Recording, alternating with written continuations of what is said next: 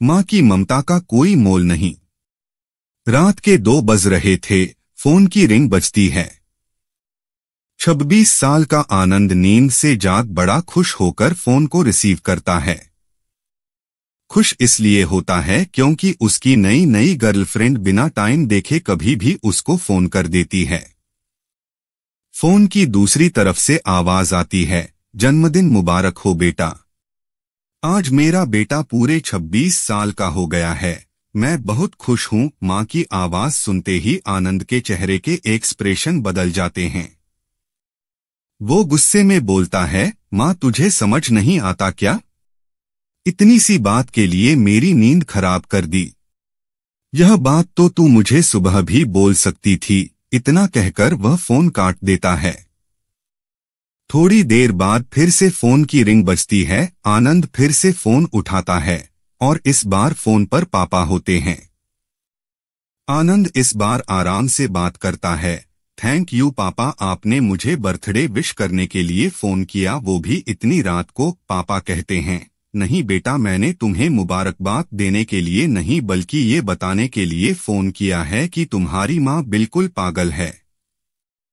वो इतनी पागल है कि पिछले 1 महीने से मुझे हर दिन तेरा बर्थडे याद दिलाते आ रही है।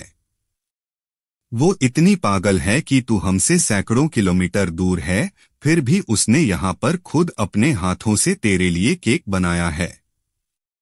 ऊपर से ये जिद कर बैठी है कि जब तक तुझे विश नहीं कर देती तब तक न खुद खाना खाएगी ना मुझे खाने देगी। आनंद सब ध्यान से सुन रहा था और उसे ये महसूस भी हो रहा था कि उसने अपनी माँ को फॉर ग्रांटेड ले लिया था।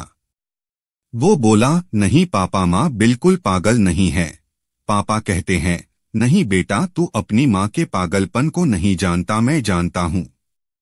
वह तो 26 साल पहले ही पागल हो गई थी जब डॉक्टर ने उसे कहा था, या तो हम बच्चे को बचा सकते हैं या आपको। उसने बिना 1 सेकंड भी सोचे बच्चे को बचाने का फैसला ले लिया और मुझे भी कसम देखकर उस फॉर्म पर साइन करने के लिए मना लिया था, जिस पर लिखा था उसकी जिंदगी इस ऑपरेशन से खतरे में और अगर उसे कुछ होता है तो उसके जिम्मेदार डॉक्टर नहीं होंगे।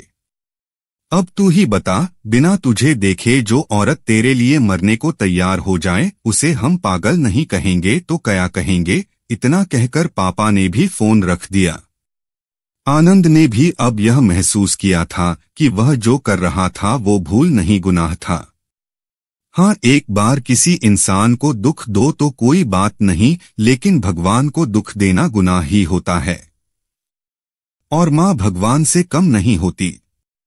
पश्चाताप के आंसू उसकी आंखों से बह निकले। सवेरा होते ही आनंद अपने घर की ओर रवाना हो गया, अपने माँ बाप से माफी मांगने के लिए।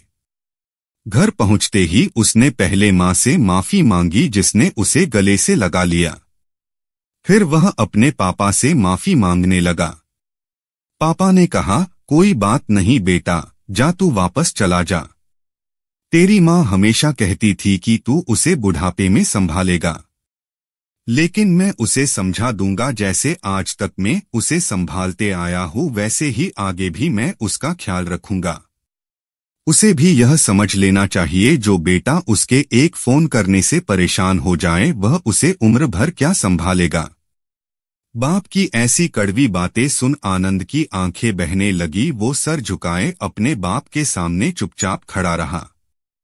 अपने बेटे को परेशान देख माँ आगे आती है और पापा को कहती है, जाने दीजिए, माफ कर दीजिए, हमारा ही बेटा है।